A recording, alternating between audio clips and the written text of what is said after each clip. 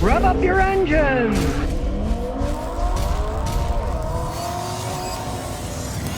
Lachlan Young says, Scotty, I love your work. When do you think used car prices are going to drop? Well, hopefully they'll start dropping, but the problem is greed. All the car companies are charging more and people are paying more, and then that keeps the market up. The only way you can make used car prices drop, people, if you all listen to me, is don't buy them at the high prices. Say, I'll keep my old one till there's a good price. Now, there's always deals. People in Tennessee and Rhode Island always bring me cars they bought used.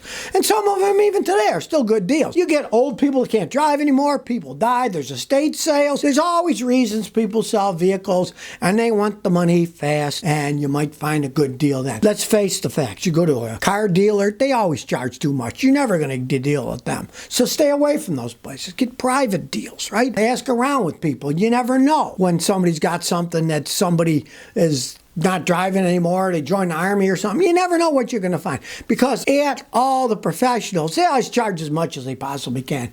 And they're not dropping yet. Now, they'll have to if people actually stop buying them. If you don't really need a car, hold it back. And if everybody holds back, they got to drop the prices because cars only worth what anyone pays. And if nobody pays, they're going to have to lower the price to sell them. George Strobel says, Scotty, what happened to the pure natural power of V8 or V6 engines?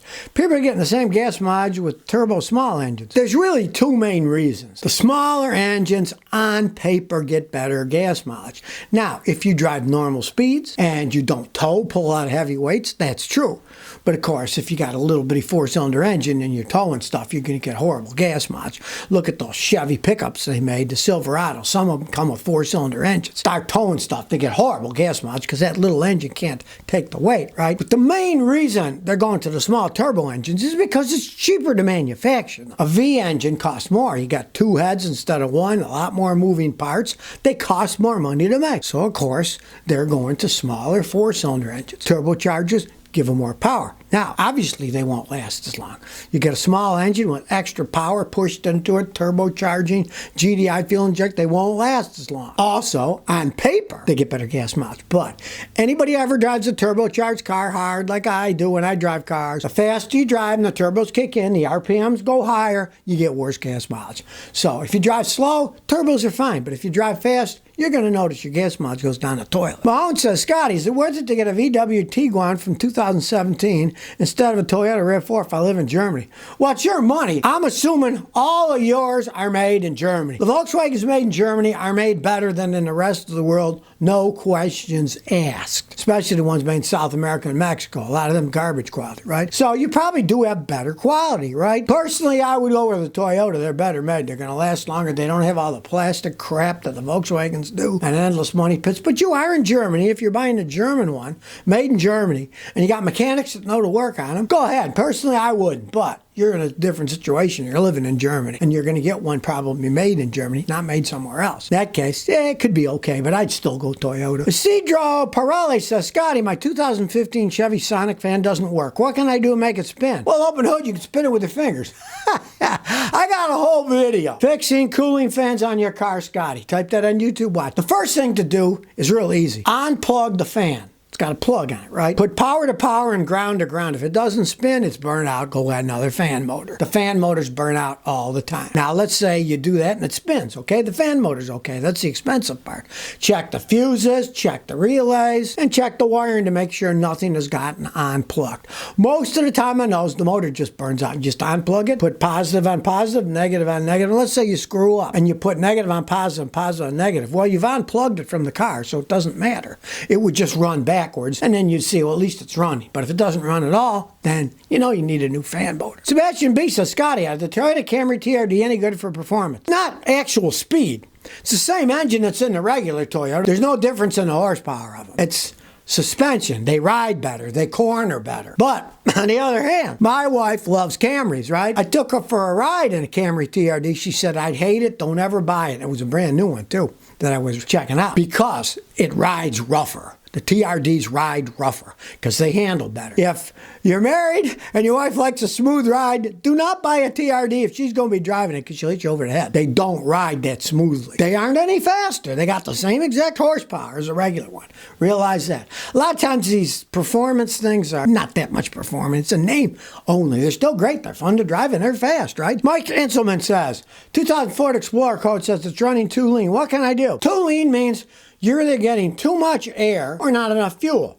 So numero uno, it's a Ford, check for vacuum leaks. Vacuum hose might have come off. Intake manifold might be leaking here, sucking a little air when it's idling. It's often an air leak on a Ford, so check for air leaks on the intake manifold system, right? But you could also have not enough fuel. Change the fuel filter. That's simple. If it's clogged, do the same thing. That doesn't fix it. You can pressure test the fuel pump. And if the pressure's low, you can buy a new fuel pump. That's in the tank. Got to drop the tank. Expensive endeavor. So don't just say, oh, I'll check the pressure first. You got to change the filter. As if the filter's clogged, you pressure test it, the pressure will be low. And you change a pump. Let's say it's just a filter. You'll waste all that money when all it was a filter. So always start with the filter if you think it's clogged. Vape King says, how do you find a vacuum leak? Well, you could use your vapor. You can blow vapor into the system. I'm a mechanic. I use a smoke machine. I've got like 5 different smoke machines, different companies have sent me. I test it out. They generate smoke. You inject it on one of the vacuum hoses, and then you see where does the smoke come out. And wherever it comes out, that's where the leak is. He's one of those party smoke machines that don't cost much. Anything that'll generate smoke, you can put it into any of the vacuum lines and it'll go all through the system. Now, if you want to try a way that isn't quite as easy to use, you can just get like carburetor spray cleaner. You can spray it around. And if you get to a vacuum leak, when you hit it, the engine will start stumbling and weird because it's getting carburetor cleaner into the hole. Of course, you don't physically see the hole that way. The smoke works better because you see the smoke physically coming out of the hole. It's a lot easier to pinpoint them that way. Tokyo Thrift says, Scotty, I bought a 2011 Honda Accord V6, 89,000 miles. The airbag light's on and gave me a SRS error. I think it's a sensor or something worse. Okay, well, I would need the code. There are thousands of codes. I get the code, and then I go through my data system, and the data system shows you, okay, here's what this code is. Understand one thing about codes. They're relatively generic.